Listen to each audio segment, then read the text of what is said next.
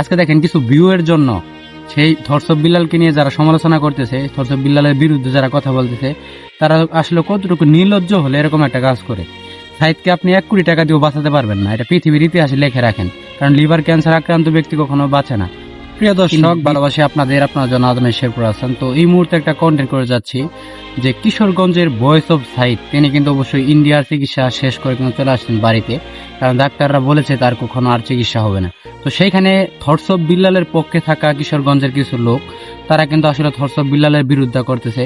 কালকে একটা ভিডিও দেখতে পাচ্ছেন স্ক্রিনে, আমি যেটা দিয়ে দিচ্ছি তামাশা ভাই নামের একটা আইডি থেকে। তো বিষয়টা হচ্ছে, সে কি পরিমাণ বিভ্রান্তি ছড়িয়েছে ধর্ষক বিল্লালের নামে, চিন্তা করে দেখছেন। কিশোরগঞ্জের যদি কোটি কোটি টাকাও দেওয়া হয়, সেই সাইদকে কিন্তু আর বাঁচানো সম্ভব হবে না। তাহলে দেখেন, সেই জায়গায় ধর্ষক বিল্লালকে দায়ী করা হচ্ছে। যদি কিশোরগঞ্জের সাইদের কিছু হয়ে যায়, ধর্ষক বিল্লালে নাকি বিপদে পড়তে হবে, এটার হুমকি দিচ্ছে তারা।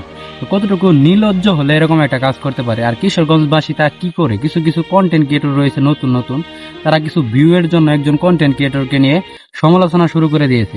সেই কিশোরগঞ্জের ভয়েস অফ সাইদের পাশে ধর্ষক বিল্লাল দাঁড়ানো কি তার অপরাধ ছিল? তার তো কোনো অপরাধ ছিল না। সে কিন্তু চেয়েছিল যে ভয়েস অফ সাইদকে টাকাগুলো কালেকশন করে দেওয়া, না ফান্ড কালেক্ট করার দেওয়ার। তো সবচেয়ে বড় কথা হচ্ছে, সেখানে দাঁড়ানোটাই সবচেয়ে বড় একটা মানে অপরাধ হয়ে গেছে কিশোরগঞ্জবাসীর কাছে। রাব্বি বলতেছে, সুমন বলতেছে, এমনকি আরো অনেকেই নানান তথ্য ছড়াচ্ছে কিশোরগঞ্জের ছোট ছোট কন্টেন্ট ক্রিয়েটররা। আজকে দেখেন কিছু ভিউ এর জন্য সেই ধর্ষক বিল্লালকে নিয়ে যারা সমালোচনা করতেছে, ধর্ষক বিল্লালের বিরুদ্ধে যারা কথা বলতেছে, তারা আসলে কতটুকু নির্লজ্জ হলে এরকম একটা কাজ করে। সাইদকে আপনি 1 কোটি টাকা দিয়েও বাঁচাতে পারবেন না, এটা পৃথিবীর ইতিহাসে লেখে রাখেন, কারণ লিভার ক্যান্সার আক্রান্ত ব্যক্তি কখনো বাঁচে না, তিনি ধীরে ধীরেই মারা যায়।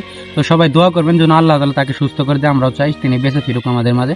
আর সবচেয়ে বড় কথা হচ্ছে, জঘন্যতম কিছু মানুষ রয়েছে কিশোরগঞ্জে।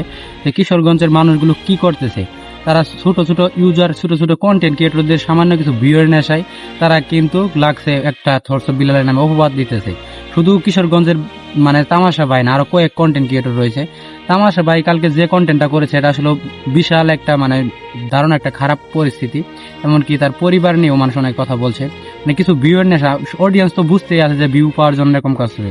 তবে তামাশা ভাইকে আমি বলতে চাচ্ছি, আপনি ধর্ষক বিল্লালের পিছনে থেকেও ধর্ষক বিল্লালের বিরুদ্ধে করলেন, এটা আসলে ভালো একটা দিক না। কারণ ধর্ষক বিল্লাল আপনাদের উপজেলায় ঝেলায় গিয়েছে, কি কারণে গিয়েছে? সে কিন্তু মানুষের উপকার করার জন্য গিয়েছিল। এমনকি সে মানবিক কাজ করে, সেটাও আপনারা প্রমাণ পেয়েছেন, অনেক দেখছেন। তো সেখানে যে আপনি একটা মিথ্যা অপবাদ দিলেন, এটা কি আপনার দ্বারা অবশ্যই ঠিক হয়েছে? আমি মনে করি আপনাকে দেখতেই তো ডাকাতের মতো লাগে, মানে দালালের মতো লাগে। কিছু কিছু দালাল ক্ষেত্রে চক্রে এরকম ভাবে চলাফেরা করে। কি কারণে বলতেছে, আপনি জঘন্যভাবে ব্যবহার করেছেন ধর্ষক বিল্লাল নামে, মিথ্যা কিছু কথা বলে অডিয়েন্সদেরকে আসলে কষ্ট দিয়েছেন।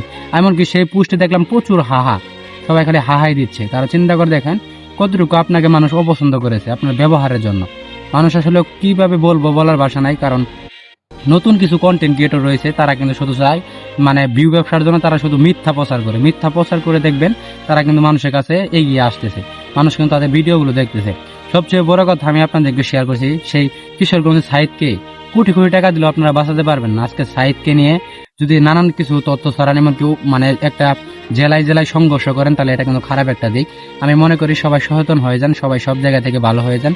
তামাশা ভাই এমনকি কিশোরগঞ্জের সকল কন্টেন্ট ক্রিয়েটরদের বলছি, এখনো সতর্ক হওয়ার সময় রয়েছে, সবাই সতর্ক হয়ে যান। সবচেয়ে বড় কথা হচ্ছে, ভিউ পাওয়ার জন্য এরকম নেশায় যেন না থাকে আমরা। দিন শেষে আমরা সকল কন্টেন্ট ক্রিয়েটর একসঙ্গে কাজ করব, ব্যবহারটা সবাই সুন্দর রাখবো, ব্যবহারটা যেন ভালোভাবে আমরা প্রেজেন্ট করতে পারি অডিয়েন্সের কাছে। কারণ আমাদের কাছে মানুষ কি শিখতেছে, আমাদের কাছে যদি ব্যবহার খারাপ করি আমরা, মানুষ আমাদের কাছে এটাই শিখবে। কারণ অনলাইন প্ল্যাটফর্মে এটাই চলতে যায় এখন। তো ভিডিওটা প্রচুর শেয়ার দিবেন, ভালো থাকবেন, সুস্থ থাকবেন। দেখা হবে নেক্সট কোনো নতুন একটা ভিডিওতে।